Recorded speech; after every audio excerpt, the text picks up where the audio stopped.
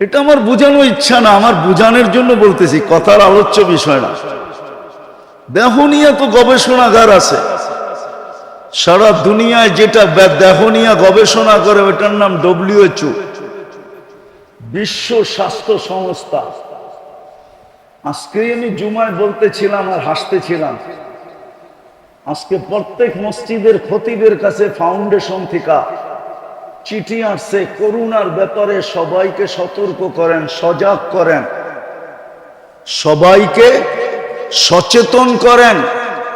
কিন্তু আমি তো আজ পর্যন্ত ফাউন্ডেশন থেকে একটা চিঠি আসতে দেখলাম না।